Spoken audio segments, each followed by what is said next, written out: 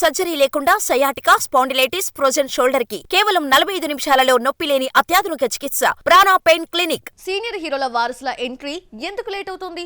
పవన్, బాలయ్య, వెంకీల కొడుకులకు ఇంకా ముహూర్తం కుదరడం లేదా? టాలీవుడ్ నెపో కిడ్స్ తమ ఫ్యామిలీ ఫ్యాన్స్ ని సర్ప్రైజ్ చేసేదెప్పుడు?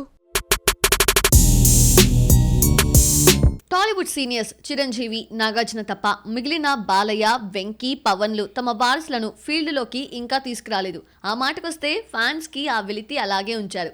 ఈ గ్యాప్ ఫిల్ చేయమని గత కొన్ని రోజులుగా ఆయా హీరోస్ పై అభిమానులు ఒత్తిడి తీసుకొస్తున్నారు. ముందుగా బాలయ్య బాబు తన కొడుకు మోక్షజ్ఞను దర్శకుడు ప్రశాంత్ వర్మతో ఎంట్రీ ఇప్పించాలని చూశాడు. అయితే రకరకాల కారణాలతో ముహూర్తం లేట్ అవుతూ వస్తోంది. డాకు మహారాజ్ సక్సెస్ ని ఎంజాయ్ చేస్తూ పండుగను సెలబ్రేట్ చేసుకుంటున్న బాలయ్యను తాజాగా మరోసారి మోక్షజ్ఞ ఎంట్రీపై ఫ్యాన్స్ తో పాటు బంధువులు ఆరా తీశారట. దీంతో ముందుగా చెప్పినట్లుగానే ఈ ఏడాదే కొడుకుని తెరపైకి తీసుకొస్తానని హామీ ఇచ్చారట. ఇక విక్టరీ వెంకటేష్ కొడుకు విషయంలోనూ రీసెంట్ గా ఇలాంటి ప్రశ్నలే లేవనెత్తారు. అర్జున్ రాక కోసం అభిమానులు వెయిటింగ్ అని చెప్పడంతో వెంకీ ఆన్సర్ చేయాల్సి వచ్చింది. దానిలో భాగంగా తన కొడుకు అర్జున్ వయసు 20 సంవత్సరాలని, ప్రెసెంట్ అమెరికాలో చదువుకుంటున్నాడని వెంకటేష్ చెప్పాడు. అటు అర్జున్ హీరోగా రాకపోవటం అనేది కంప్లీట్ గా అతని ఇంట్రెస్ట్ కే వెంకీ వదిలేసినట్లుగా తెలుస్తోంది. రానా విలక్షణ నటుడిగా గుర్తింపు తెచ్చుకున్నాడు తప్ప హీరోగా నిలబడలేదు. దగ్గుబాటి వారసుడిగా ఆ వెలితిని వెంకటేష్ కొడుకు ఫిల్ చేస్తాడనే నమ్మకాల్లో ఇటు విక్టరీ ఫ్యాన్స్ ఉన్నారు. ఇక పవన్ కళ్యాణ్ కొడుకు అకీరానందన్ గురించి చాలా కాలంగా మెగా ఫ్యాన్స్ నెట్టింట్లో డిస్కషన్స్, డిబేట్స్ పెడుతూనే ఉన్నారు. ఇప్పుడు కాకపోతే ఇంకెప్పుడు ఎంట్రీ అనే చర్చ ఆ మధ్య జరిగింది. రేణుదేశాయ్ కూడా కొడుకుని హీరో చేయాలని అతనికి అన్ని రకాల విద్యలు నేర్పిస్తోంది. ఇప్పటికే తండ్రిలా కర్రసాము, కత్తిసాముల్లో ఎక్స్పర్ట్ అయిన అకీరా ఓజీలో స్పెషల్ అపియరెన్స్ ఇస్తాడని రూమర్స్ వస్తున్నాయి. అయితే ఓజీ సినిమా బ్యాక్గ్రౌండ్ స్కోర్ విషయంలో మాత్రమే అకీరా కాంట్రిబ్యూషన్ ఉంటుందని తెలుస్తోంది. దీంతో మెగా ఫ్యాన్స్ మళ్లీ డిసప్పాయింట్ అయ్యారు.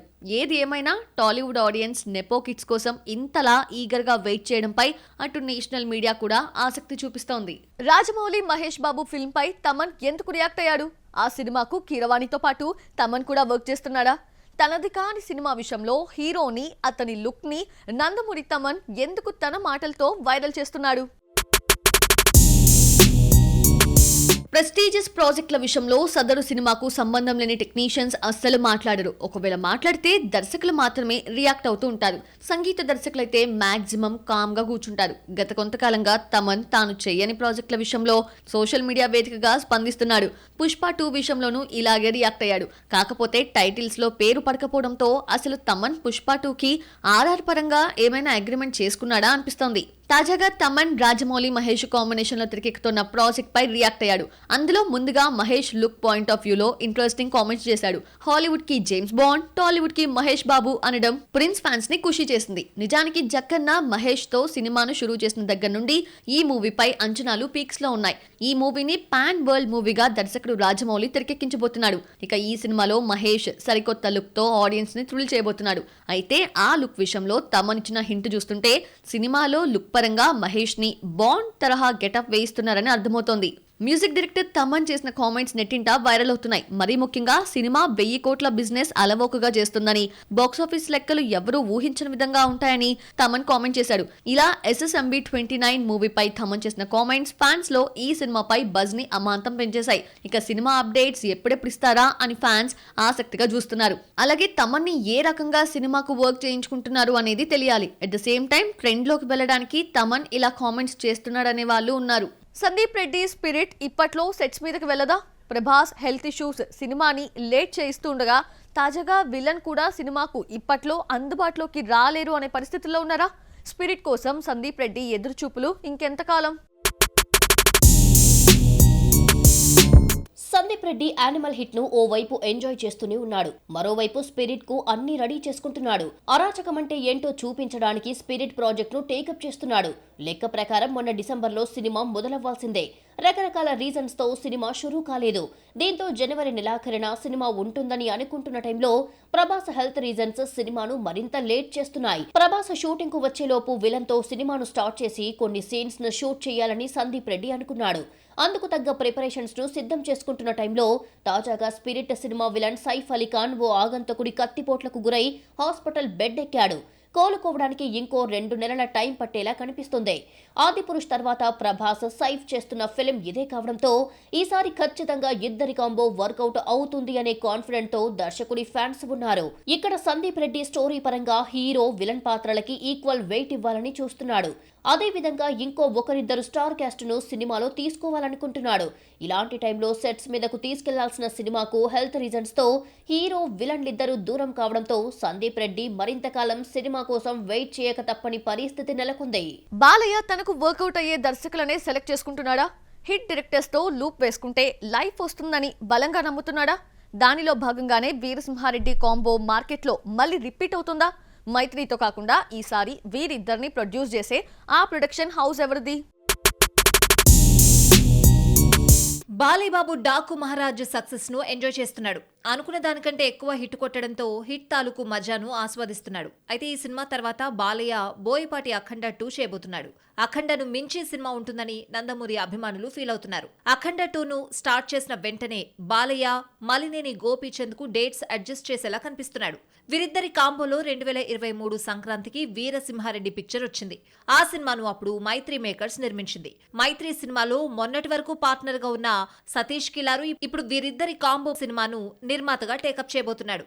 జాట్ రిలీజ్ తర్వాత మలినేని బాలయ్య ఫిలిం పై ఫోకస్ పెట్టనున్నాడు. బాలయ్య బాబు సినిమాను చెరుకూరి సుధాకర్ నిర్మించాల్సింది. ఆ కమిట్మెంట్ వీరిద్దరి మధ్య ఉంది. కాకపోతే బాలయ్య తనకు బదులుగా తన కుమారుడు మోక్షజ్ఞ సినిమా తెరకెక్కించే బాధ్యతలను నిర్మాత చెరుకూరికిచ్చాడు. ఒకవేళ మోక్షజ్ఞ సినిమా మరింత లేట్ అయితే మలినేని గోపీచంద్ బాలయ్య సినిమాకు ప్రొడ్యూసర్ గా చెరుకూరి సుధాకరే ఫైనల్ కావచ్చు. ఇక్కడ స్టోరీ, డైరెక్టర్ ఎంపికతో పాటు ఏ ప్రొడక్షన్ హౌస్ కు సినిమా ఇవ్వాలి అనేది కూడా బాలయ్య డెసిషనే ఫైనల్. వచ్చే ఏడాది వరకు రామ్ చరణ్ వెయిట్ చేయలేనంటున్నాడా? బుచ్చిబాబు సినిమాని వచ్చే సంక్రాంతికి ముందే దించాలని చూస్తున్నాడా? After game changer release mega plannings ఏ రకంగా చేంజ్ అవుతున్నాయి? మెగా కాంపౌండ్ ఈ ఏడాది మెగా నామ సంవత్సరంగా మార్చాలని డిసైడ్ అయింది. దానిలో భాగంగానే ఈ ఏడాది చివరి వరకు చూసుకుంటే 1000 కోట్లకు పైగా సినిమాలు మెగా హీరోలవే. తాజాగా ఆ లిస్టులోకి మరో 300 నుంచి 400 కోట్ల సినిమా కూడా వచ్చి చేరబోతోంది. అంటే ఈ ఏడాది 1400 కోట్లకు తగ్గకుండా మెగా హీరోల సినిమాలు మార్కెట్లోకి రాబోతున్నాయి. గేమ్ చేంజర్ తర్వాత చెర్రీ చేయబోయే సినిమా బుచ్చిబాబు డైరెక్షన్లో ఇప్పటికే మొదలైంది. ఈ సినిమాను ఇప్పుడు ఈ ఏడాది చివర్లోనే తెచ్చేలా ఉన్నారు. గేమ్ చేంజర్ ఆశించిన హిట్ అందుకోలేకపోయినా బీసీ సెంటర్ ఆడియన్స్ ను కొంతవరకు ఎంటర్టైన్ చేసింది. ఓపెనింగ్స్ బాగా వచ్చినప్పటికీ పండక్కి వచ్చిన మిగతా 2 సినిమాలు హిట్ టాక్ దక్కించుకోవడంతో 2025 మెగా లాంచింగ్ ఫిల్మ్ నిరాశపడాల్సి వచ్చింది. కాంపిటీషన్ మరీ ఎక్కువ ఉండడం, వచ్చిన సినిమాలని పాజిటివ్ టాక్ తెచ్చుకోవడంతో ఆ క్వాలిటీలోనూ కంటెంట్ ఫిల్టరేషన్ ఎక్కువైంది. నిజానికి RC16 ఫిల్మ్ను 2026లో తేవాలని చూశారు. కానీ తాజా పరిణామాలతో అప్పటి వరకు వెయిట్ చేయకుండా ఈలోపే బొమ్మను దింపాలని చూస్తున్నారు. ఏఆర్ రెహమాన్ మ్యూజిక్ కూడా సినిమాకు తోడవడంతో ఓ రేంజ్లో ఎక్స్పెక్టేషన్స్ ఉన్నాయి. విశ్వంభర, వీరమల్లు, ఓజీల తర్వాత వచ్చే మెగా ఫిల్మ్ ఇదే కావడం, స్పోర్ట్స్ బ్యాక్ డ్రాప్తో పాటు ఇందులో హీరో కబడ్డీ ప్లేయర్గా నటిస్తూ ఉండడం, హీరోయిన్గా శ్రీదేవి కూతురు జాన్వీ కపూర్ మెగా హీరోతో స్క్రీన్ కెమిస్ట్రీ చేయడం కలిసొచ్చే అంశాలుగా కనిపిస్తున్నాయి. లీడింగ్ ఓటీటీస్ గతంలో రీజనల్ కాంటెంట్ ని అస్సలు కొనేవి కావు. తాజాగా నడుస్తున్న ట్రెండ్ లో టాప్ ఓటీటీస్ సౌత్ స్టఫ్ కే ప్రయారిటీ ఇస్తున్నాయి. గతంలో ఇండియాలో హిందీ లేదంటే తమిళ వర్షన్ కే వెయిట్ ఇచ్చిన నెట్ఫ్లిక్స్ ఇప్పుడు ఎందుకు తెలుగు కాంటెంట్ మీద పడింది? దిగ్గజ ఓటీటీ సంస్థలు కంటెంట్ ప్రయారిటీపై ఇప్పుడిప్పుడే కళ్లు తెరుస్తున్నాయి. RRR తర్వాత తెలుగు మేకర్స్ స్టఫ్ ను గుర్తిస్తున్నాయి. దానిలో భాగంగానే గత 2 ఏళ్లుగా తెలుగు కంటెంట్ మీద 100 కోట్లు ఖర్చు పెడుతున్నాయి. ఈ విషయంలో తెలుగు సినిమాల రైట్స్ తీసుకోవడంలో అమెజాన్ ప్రైమ్ యాక్టివిటీని తగ్గించి నెట్ఫ్లిక్స్ అడుగు ముందుకేసింది. తాజాగా సంక్రాంతి పండుగ పేరుతో నెట్ఫ్లిక్స్ ఓ తీపి కబురు చెప్పింది. ఈ ఏడాది థియేటర్లలో రిలీజ్ అయిన తర్వాత తమ ఓటీటీలో రాబోయే భారీ చిత్రాల లిస్ట్ ను నెట్ఫ్లిక్స్ అనౌన్స్ చేసింది. ఈ డీల్ ఎంత లేదన్నా 1000 కోట్లకు తక్కువ ఉండదు. అందులో ముందుగా చెప్పుకోవాల్సింది పవన్ కళ్యాణ్ ఓజీ గురించి. ఇప్పటికే మంచి హైప్ చూపిస్తున్న ఈ ఫిలిం ఫ్యాన్స్ ను ఎంతగానో వెయిట్ చేస్తోంది. గౌతమ్ తిన్ననూరి దర్శకత్వంలో రూపొందుతున్న Vijay Deverakonda 12th picture rights ను నెట్ఫ్లిక్స్ సొంతం చేసుకుంది. Nani hit 3 the third case తో పాటు నాగచైతన్య, సాయి పల్లవిల తండేల్ సైతం ఇందులోనే ఉన్నాయి. భాను భోగవరపుని దర్శకుడిగా పరిచయం చేస్తున్న రవితేజ మాస్ జాతరని ఇదే ప్లాట్ఫామ్ మీద వేసవి సీజన్లు చూడొచ్చు. అంటే ఆల్మోస్ట్ మార్కెట్ లో హైప్ ఉన్న చిత్రాలన్నీ నెట్ఫ్లిక్స్ కవర్ చేసింది. నవీన్ పోలిశెట్టి, మీనాక్షి చౌదరి కాంబోలో రూపొందుతున్న రూపొందిన అనగనగా ఒక రాజు మీద మంచి బజ్ ఉంది. నాని నిర్మాతగా ప్రియదర్శి ప్రధాన పాత్ర పోషించిన కోర్ట్ సీరియస్ బ్యాక్డ్రాప్ లో రానుంది. మొదటి భాగంతో యూత్ ని కట్టిపడేసిన సూపర్ హిట్ కి సీక్వెల్ గా మ్యాడ్ స్క్వేర్ ని సిద్ధం చేస్తున్నారు. సిద్ధు జొన్నలగడ్డ, బొమ్మరిల్లు భాస్కర్, జాక్ మీద బిజినెస్ క్రేజ్ ఓ రేంజ్ లో ఉంది.